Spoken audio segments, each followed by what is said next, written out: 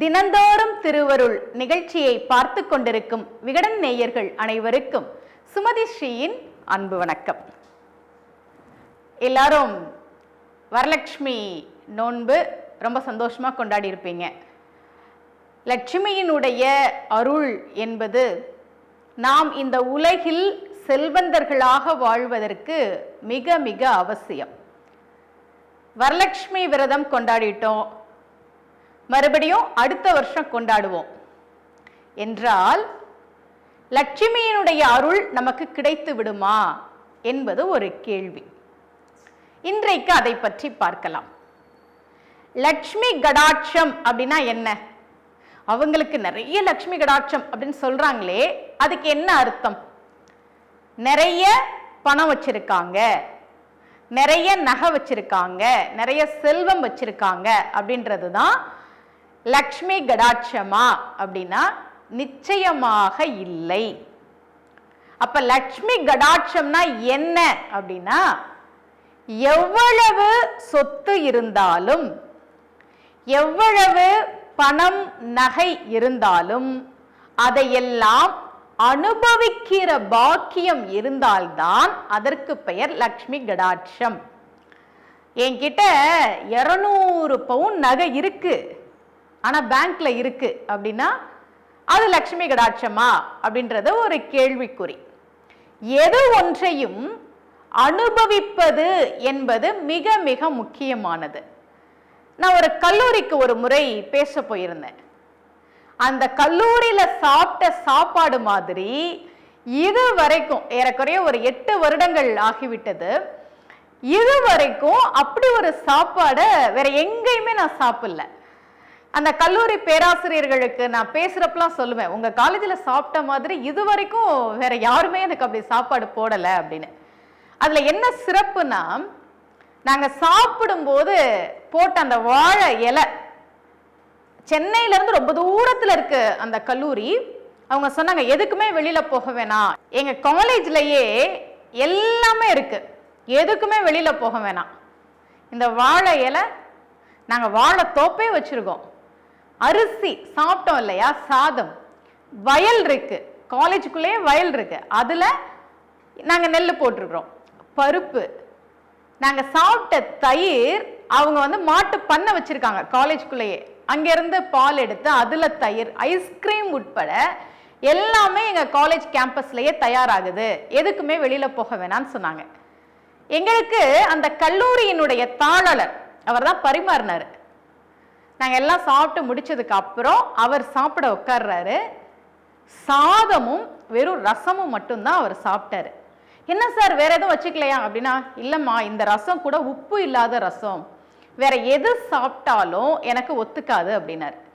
யோசிச்சு பார்த்தா உள்ளேயே வயல் இருக்கு, தோப்பு இருக்கு, மாடு பண்ணை வச்சிருக்காங்க, நல்ல செல்வம் இருக்கு, 7 தலைமுறைக்கு பணம் இருக்கு, ஆனா அதை அனுபவிக்கிறதுக்கான யோகம் இருக்கிறதா என்று கேட்டால் நிச்சயமாக இல்லை. நிறைய சுகர் ஃபேக்டரி வச்சிருக்கோங்க, ஆனா எனக்கு சுகர், நான் சாப்பிட முடியாது அப்படின்னு சொல்றவங்களையும் நம்ம பார்த்திருக்கோம் இல்லையா?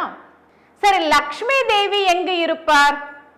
பிரம்ம வைவர்த்தன புராணத்தில் பிரம்மதேவன் தேவர்களுக்கு சொல்கிறார், எங்கே நீதி, நியாயம், ஒழுக்கம் இவை நிலைத்து இருக்கிறதோ அங்கே மகாலட்சுமி இருப்பார்.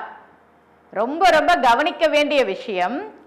எங்கெல்லாம் நீதி, நியாயம், ஒழுக்கம் இருக்கிறதோ என்று சொல்லவில்லை, நிலைத்து இருக்கிறதோ என்று சொல்கிறார். பிரம்ம வைவர்த்தன புராணத்தில் இந்த செய்தி இருக்கிறது. நிலைத்து இருக்க வேண்டும், எல்லா நாளும் இருக்கணும், நீதி இருக்கணும், நியாயம் இருக்கணும், நேர்மை இருக்கணும், ஒழுக்கம் இருக்கணும். அது இருந்தால்தான் அங்கே மகாலட்சுமி இருப்பாள் என்று புராணம் கூறுகிறது. எது ஒன்றையும் அனுபவிக்கிற யோகம்தான் லக்ஷ்மி கடாட்சம் என்று நான் சொன்னேன். அதை அனுபவிப்பதற்கு கூட கடவுளுடைய அனுகிரகம் நிச்சயமா வேண்டும். அதுக்காக தான் நம்ம சாமி கும்பிடுறது. ஏன் நாம வரலட்சுமி விரதம் இருக்கிறோம் அப்படின்னா, எல்லாவற்றையும் அனுபவிக்கிற அந்த இன்பத்தை இறைவி அம்பிகை நமக்கு தர வேண்டும் என்பதற்காகத்தான். ரொம்ப கஷ்டப்படுற ஒருத்தன், ரொம்ப கஷ்டம். கடவுள் பார்த்தாரு மகாலட்சுமிகிட்ட, அம்மா தாயே ரொம்ப கஷ்டப்படுறான், எனக்கே பாவமா இருக்குது, நீ ஏன் அவனுக்கு கொஞ்சம் செல்வத்தை கொடுக்க கூடாது? மகாலட்சுமி சொன்னார், எது ஒன்றுமே கடவுளுடைய அனுகிரகம் இருந்தால்தான் கிடைக்கும். அது எப்படி கடவுளுடைய அனுகிரகம் நமக்கு கிடைக்கும்னா, அதுக்கு தான் நம்ம சாமி கும்பிடுறது, பூஜை பண்றதுலாம். ஆனால் இவன் தனக்கு கடவுளுடைய அனுகிரகத்தை பெறுவதற்காக எந்த முயற்சியும் எடுக்கவே இல்லையே, பிறகு எப்படி இவனுக்கு செல்வம் சேரும் என்று சொல்வதாக ஒரு கதை. கடவுள் சொன்னார், பரவாயில்ல, நாம பார்த்து ஏதாவது செய்யலாம். சரி, இப்ப நான் நடந்து வந்துட்டு இருக்கான் இல்லையா, இந்த சாலையில ஒரு மூட்டையில நிறைய பொற்காசுகளை போடலாம், அதை எடுத்து அவன் பயன்படுத்தி செல்வந்தரா மாறலாம். சரி அப்படின்னு நடந்து வருகிற பாதையில் நிறைய பொற்காசுகளை போட்டு வச்சாங்களாம். அந்த பொற்காசுகள் இருக்கிற இடம் அருகே வந்தபோது காலுக்கிட்ட ஒரு மூட்டை மாதிரி இருக்கே அப்படின்னு அவர் பார்க்கறதுக்கு வாய்ப்பு இருக்கு. அந்த நபர் கொஞ்சம் முன்னாடி வரும்போதே, இவ்வளோ தூரம் வந்தோம், நல்லா கண்ணை திறந்து வச்சுட்டு இப்படி இப்படி வேடிக்கை பார்த்துட்டு தானே வந்தோம், கொஞ்ச நேரம் நம்ம கண்ணை மூடி நடப்போமே அப்படின்னு கண்ணை மூடி இப்படியே நடந்து வந்தவர் அந்த மூட்டை இருக்கிற இடத்தை தாண்டி போயிட்டாராம்.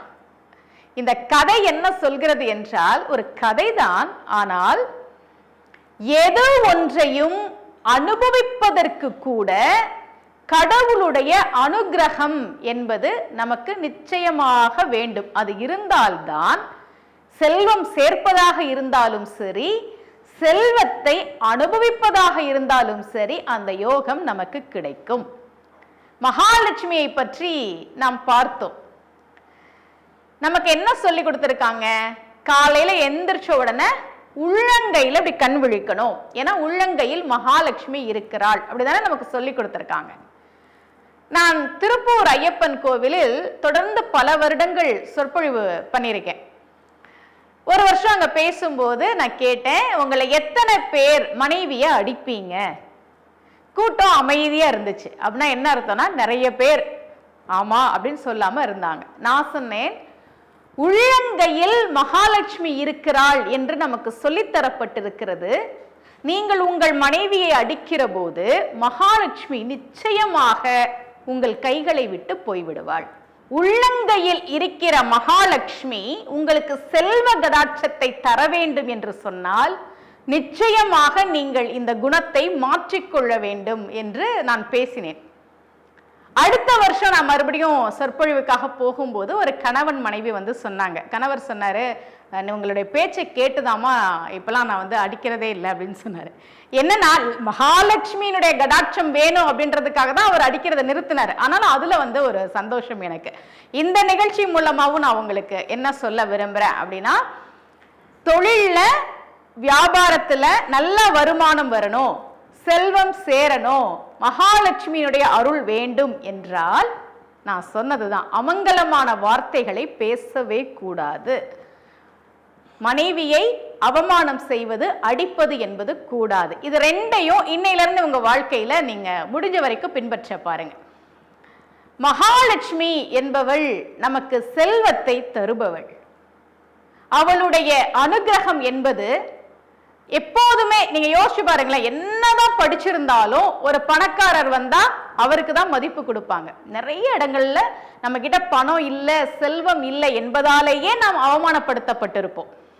அந்த நிலைமையிலிருந்து மீறி எங்களுக்கு கொஞ்சம் செல்வம் வேணும் அப்படின்னா இந்தந்த விஷயங்களை எல்லாம் நாம் கடைபிடிக்க வேண்டும். நீதி, நியாயம், ஒழுக்கம் எங்கே நிலைத்து இருக்கிறதோ அங்கே மகாலட்சுமி இருப்பாள். எங்கே மங்களகரமான சொற்கள் பேசப்படுகிறதோ அங்கே மகாலட்சுமி இருப்பாள். அதனால் எதெல்லாம் மகாலட்சுமி தாயாருக்கு பிடிக்குமோ அதையெல்லாம் செய்து அவளுக்கு பிடித்தவர்களாக நாம் இருக்க வேண்டும். செல்வம் என்பது நம் எல்லோருக்கும் நிறைய கிடைக்க வேண்டும். அதை அனுபவிக்கிற யோகமும் நமக்கு நிறைய வாய்க்க வேண்டும் என்று இறைவனிடத்திலே பிரார்த்தனை செய்து கொண்டு மீண்டும் உங்கள் அனைவரையும் நாளை சந்திக்கிறேன். அனைவருக்கும் அன்புடன் சுமதி ஸ்ரீ.